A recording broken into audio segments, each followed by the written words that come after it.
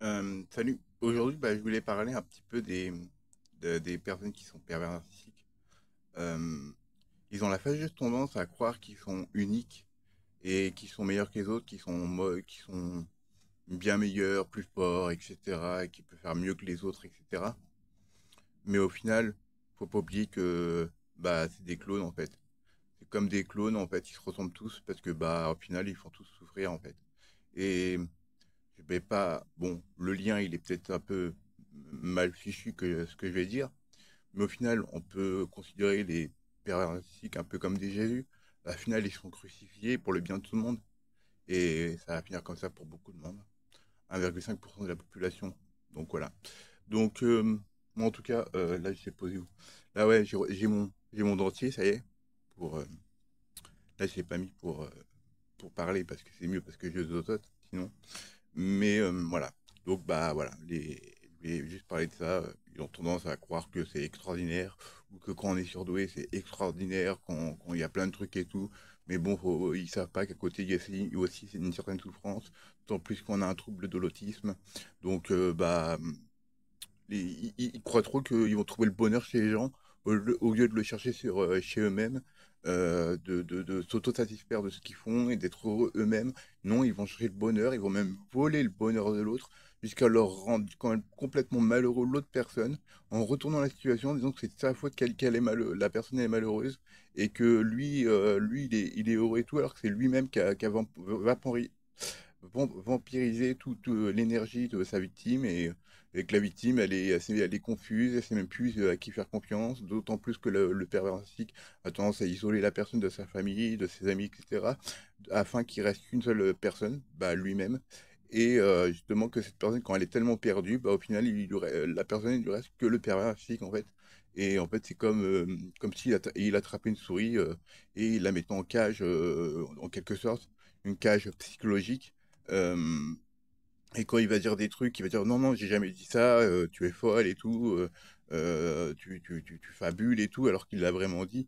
Et il faut vraiment montrer par A plus B que ce qu'il il l'a vraiment dit, ou l'enregistrer, hein. Vous pouvez même enregistrer avec votre téléphone. Il y a des petits MP3 maintenant, ils coûtent pas cher, hein. Vous allez sur Internet, même des tout petits MP3 qu'on avait à l'époque. Bon, prenez la batterie, hein, pas avec des petites piles triple A, mais vous pouvez les enregistrer, comme ça vous pouvez ressortir ça. D'ailleurs, sachez que si vous avez des doutes sur une personne, qui soit pervers narcissique ou juste toxique, bon, toxique ça va, mais si c'est un pervers narcissique, sachez, prenez l'habitude, en tout cas quand vous êtes sur les réseaux sociaux, d'enregistrer toutes les conversations, de prendre un logiciel pour enregistrer votre écran, de façon à ce que vous avez des preuves au cas où s'il y a quelque chose qui se passe mal et que la situation ne se retourne pas contre vous et que c'est pas vous qui finissez genre le méchant de l'histoire ou complètement, qui vous devenez complètement taré à cause justement du pervers narcissique. Et il se nourrit justement de cette souffrance parce que lui, quand vous êtes en souffrance, lui, sa souffrance est moindre. Parce que comme vous souffrez, lui, il se dit, l'autre, il souffre tellement, alors que moi, ma souffrance à côté, c'est rien, donc je me sens mieux. Vu que, en fait, c'est comme s'il voulait partager la souffrance, une sorte d'empathie de souffrance, si je peux dire, pour justement se sentir mieux. Mais je comprends pas pourquoi il rabaisse les gens. Je pense que il rabaisse les pervers, il rabaisse les gens justement pour se sentir supérieur à la personne. Et justement, quand la personne, elle est vraiment au bout du rouleau, après, il dit, tu vois, t'es pas intelligent, tu vois. Toi, tu sais pas faire ça. Et bon, en fait, c'est parce que la personne, le pervers narcissique, il a tellement drainé la personne que elle en peut plus et tout, elle a du mal à réfléchir et qu'au final, le pervers narcissique profite de cette faiblesse pour justement se montrer fort, justement le torse en avant, qui est confiant et tout, alors qu'il est face à une personne qui est en détresse psychologique. Donc voilà, donc faites attention quand même à vous, parce que les réseaux sociaux, ça contribue quand même un peu à la perversion, pas enfin, le narcissisme pour la perversion, mais faut savoir que on n'est pas, quand on vient au monde, on n'est pas pervers narcissique, hein. On le devient par des événements, des traumatismes, et généralement c'est un traumatisme qui vient dans l'enfance. Donc, faut pas l'oublier ça. Et que un pervers narcissique, pour aller voir un psychologue ou un psychiatre, c'est plutôt rare, quoi. Eux, ils sont plus dire ouais, non, non, moi j'ai pas besoin de ça et tout. Je sais déjà comment m'aider et tout. Mais en fait, ils aggravent leur cas au final et ils vont pas demander de l'aide par fierté, peut-être, je sais pas. Alors que les psychiatres sont là justement pour les aider, hein. Et la période narcissique, ça se soigne. Après, est-ce que ça se guérit totalement? Je sais pas, parce qu'après, les mauvaises habitudes, ça peut revenir, comment on dit, revenir au galop. Euh, mais en tout cas, on peut atténuer quand même l'emprise qu'il peut avoir sur les victimes, etc. Et faire, faire un travail dessus pour justement y a, le père narcissique se remette en question. Alors qu'un surdoué ou un autisme, par exemple, bah, il naît autisme, il naît surdoué. Alors que la pervers narcissique, non, on le devient. C'est comme la schizophrénie. Les gens qui sont porteurs de schizophrénie, mais qui la déclenchent pas. Ils peuvent être porteurs de la schizophrénie, mais ils la déclenchent pas toute leur vie. Et ils sont pas schizophrènes. Mais par exemple, si avec des substances, peu importe la drogue, que ce soit du cannabis, cocaïne, héroïne, etc., ça peut déclencher justement bah, la schizophrénie ou d'autres maladies, par exemple. Et bah, beaucoup disent que le cannabis crée la schizophrénie, mais c'est vrai sans être vrai parce que en fait, bah, c'est si tu prends du cannabis à fort taux de THC. C'est pour ça que je dis aux gens, ne prenez pas plus haut que 10% ou 10, voire 15 grands maximum, mais pas plus, quoi. Allez pas sur des trucs à 30%. Et sachez en plus favoriser plutôt du cannabis qui sera d'une variété un ratio de 1 pour 1. C'est-à-dire que, bah, en gros, si vous avez 10% de THC, vous avez 10% de CBD. Parce que le CBD, justement, va enlever le côté angoissant. C'est-à-dire que si vous allez prendre, par exemple, un cannabis qui a 10%, vous allez le fumer, vous allez peut-être faire un bad trip, peut-être avoir une angoisse ou quelque chose, alors que le CBD va être là pour apaiser, etc. Et donc, bah, les premières plantes de cannabis dans les années 50, les années 60, pardon, c'était pas fort, hein, c'était du 1% de THC, 1% de CBD. Après, dans les années 70, c'était à peu près 2%, 2-3%. Et pareil, le ratio de CBD, c'était pareil, c'était du 1 pour 1. Et après, on est arrivé c'est au niveau 80, 90 plutôt, on est arrivé sur la White Widow, qui a été après sélectionnée par le temps. Mais la White Widow, à la base, elle était à 8%. Donc 8%, c'était énorme, quoi, dans les années 90. Et, euh, et en fait, le problème dans les années 90, après avec la sélection, ils ont favorisé en fait le THC et ils ont dévalorisé le CBD. Et donc on se retrouve maintenant avec des variétés qui ont beaucoup trop de THC et très très peu de CBD. Et dans la nature, bon après c'est rare dans la nature qu'il y a des rapports de 1 pour 1, mais même si on prend un cannabis comme par exemple la rudéalis, qui est une variété de cannabis qui est dans l'état je veux dire, c'est la variété la plus primaire, enfin, la plus primitive en fait qu'on peut trouver du cannabis, qui est bon, ils sont un peu différents au niveau des feuilles, on peut le voir, hein, ils n'ont pas les mêmes nombres de pétales sur la feuille, mais ce que je veux dire, c'est ce qui se rapproche le plus c'est ce qu'il y a de plus proche en fait en termes de cannabis naturel. Et la Rudéalis fait entre 80 et 1 mètre de haut et elle a une production à peu près entre 1 et 4% de THC et en CBD, elle va être à peu près dans les 10-15%. Donc c'est une plante qui est plutôt intéressante. Après, certes, le rendement est pas très intéressant, mais si vous faites un hybride, par exemple, si vous prenez, béton de la Wild Widow ou même un truc comme ça, ou n'importe quelle variété, vous la croisez avec un rudéalis, c'est intéressant parce que le rudéalis, justement, il est résistant au froid et il est autofloraison. C'est-à-dire que, en gros, quand vous le mettez dehors ou dans une armoire, peu importe le temps qu'il fait, l'éclairage, peu importe, il va fleurir. C'est-à-dire, vous plantez la graine, au bout de 7 mois, il fleurit. Il n'y a pas besoin de jouer sur l'éclairage, de plus éclairer, etc., pour qu'il passe en floraison, parce qu'il y a il y a le moment où il y a la croissance, et on peut favoriser la croissance par rapport à la lumière, et on peut justement déclencher une floraison précoce pour récolter plus tôt, alors que le rudéalis, lui, il s'en fout, lui. Vous plantez la graine, lui, que vous mettez trop de lumière ou pas assez de lumière, bon, après, il y a un quota de lumière, mais généralement, ils mettent 12 heures de lumière. Mais moi, personnellement, pour ceux qui cultivent, en tout cas du cannabis, hein, bon, après, on est en France, hein, bien sûr, n'oubliez pas que le THC, c'est illégal, mais bon, c'est quand même mieux de cultiver son cannabis chez soi, avoir 4-5 pieds chez soi, de cultiver, que donner de l'argent à des réseaux de gangs, etc., qui va faire des règlements de compte. Au moins, vous cultivez, vous savez quelle est la variété, vous savez le taux de THC, le taux de CBD, vous savez ce que vous cultivez, vous savez qu'il n'y a pas de merde dedans, et que là, si vous achetez du cannabis à un dealer lambda, hein, vous ne savez pas quelle est la variété, vous ne savez pas le taux de THC, vous ne savez pas le taux de CBD, et en plus vous allez payer ça relativement cher.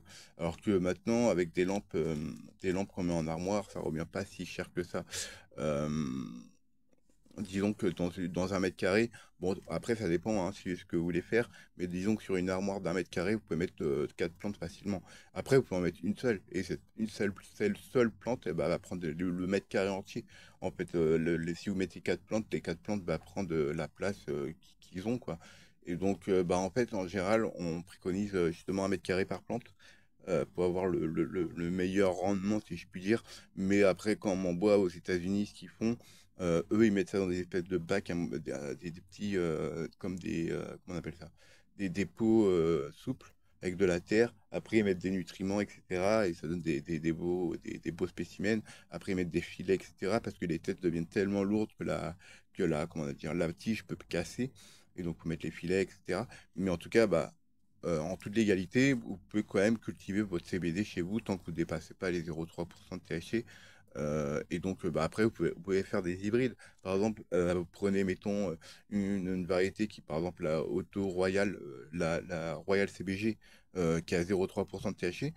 Si vous le croisez avec, prenez un White Widow, vous le croisez, en fait, vous prenez le White Widow, vous le croisez avec l'Auto Royal. Ensuite, la deuxième génération, donc le F1, vous prenez la graine hybride.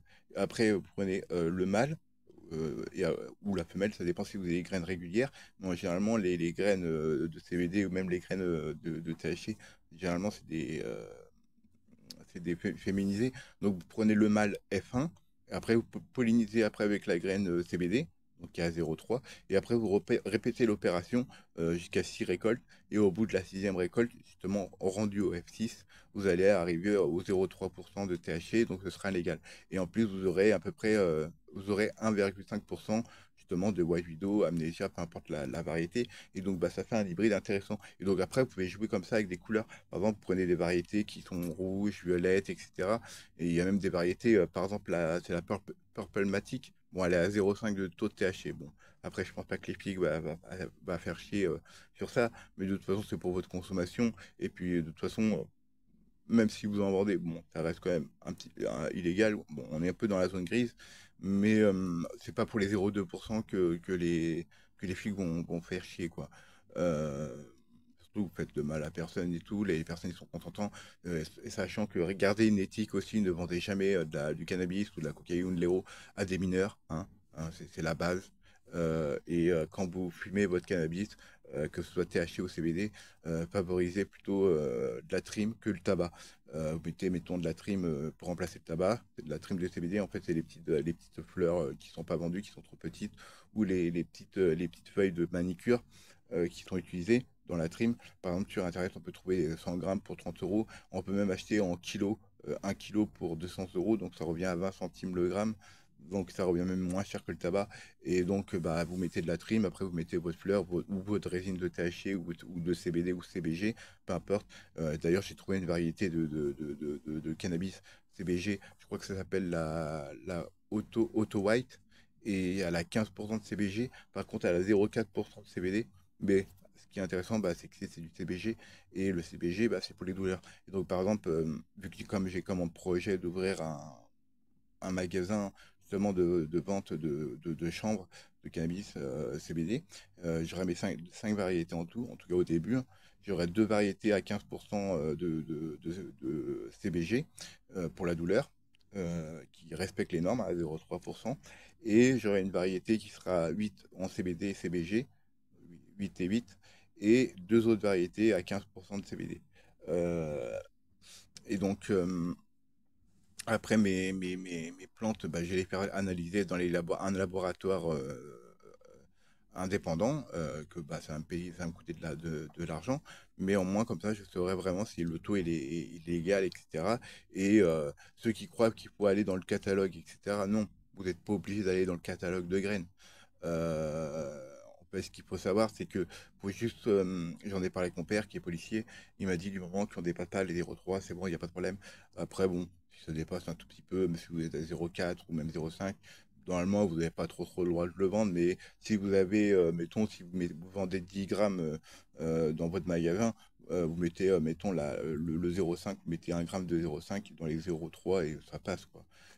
Il n'y a pas de problème. Et puis les flics, ils vont pas faire chier. Euh, j'ai déjà fumé du CBD avec du 0,9% de THC en pur, hein. Je le fume pur. Bah, je suis pas défoncé, quoi, du tout. Je ressens pas la défonce, pourtant c'est 0,9, on est presque à 1%. Donc 1%, on n'est pas défoncé. Je pense qu'on ressent la défonce en fumant un cannabis pur à partir, je pense, de 3 voire 4%, et si ce n'est plus, quoi. C'est ouais, un bon 3%, voire 4%, mais pur. Donc après, imaginez que vous mélangez ça avec de la trim, bah là, ça baisse encore plus le taux de THC, parce que bah, il sera dilué avec la trim de CBD qui est justement à 0,3 de taux de THC. Et justement, bah, on peut sur les sites, hein, vous pouvez aller voir sur CBDO, sur Mamacana, il y a plein d'autres sites, hein. Vous pouvez acheter justement des fleurs de cannabis au CBD. Ils ont même de la white widow à 0,3% de THC avec, je crois que c'est 8 ou 10%, mais c'est totalement légal. Et donc, bah, si vous voulez ouvrir une entreprise, bah, vous pouvez faire ouvrir une entreprise et cultiver vos propres plantes, et après bah, revendre justement vos plantes, quoi. Bon, après, c'est sûr que la concurrence sur Internet, c'est quand même assez rude, parce que bah, ils ont des prix quand même assez compétitifs. Et donc, bah, quand on a un magasin, bah, faut payer les charges, etc. Après, dans mon magasin, je ne vais pas vendre que des fleurs de CBD. Je vais vendre aussi, bah, par exemple, du laurier, de la sauge, de la lavande, des, je sais pas si je vais vendre des graines de potager, mais en tout cas, tout ce qui est plantes médicinales, je vais en vendre. De la cannelle, par exemple, de la noix de muscade, etc. Des trucs pour la cuisine, par exemple. Euh, tout ce qui est lié, en fait, à la médecine bah, traditionnelle par les plantes. Et je vais vendre aussi des œufs liquides, mais sans arôme, en 1000 mg de CBG, 1000 mg de CBD, 1000 mg en CBD, mais full spectrum. Et je vais faire des 500 mg de CBD et CBG, et 500 mg de CBD full spectrum et 500 mg de CBG. Et je vais vendre des boosters à 20 mg de taux de nicotine. Et comme ça, bah, bon, après, il n'y a pas d'arôme, mais je préfère me restreindre et me diversifier, mais pas trop me diversifier, en gros, prendre trop d'arômes, etc. Ce sera des goûts neutres. Donc après, bah, ce sera aux gens d'aller dans un autre magasin, de prendre des arômes et de rajouter et de refaire leur propre mélange. Par exemple, si vous prenez une fiole à 1000 en CBD, ça dépend le dosage que vous mettez dans votre cigarette électronique. Si vous êtes à 250, si vous êtes à 100, etc. Après, vous pouvez le diluer avec de la base. La base, ça vaut pas cher. La base, c'est en fait propylène glycol et glycérine végétale à 50%, 50-50. Et en gros, bah, les 1 litre, ça coûte 15 euros. Donc, ça vous coûte quasiment rien. Donc, si vous prenez une fiole à 1000 en CBD, vous pouvez être dilué autant que vous voulez, par 10 par exemple. Si vous prenez une fiole de 10 millilitres en 1000, vous mettez 90 millilitres de base, et ça vous fait un 100 milligrammes. Donc c'est léger. Après, si vous voulez plus, bah, vous pouvez faire plus. Donc voilà. Donc je fais des poutous, prenez soin de vous. Tchuss.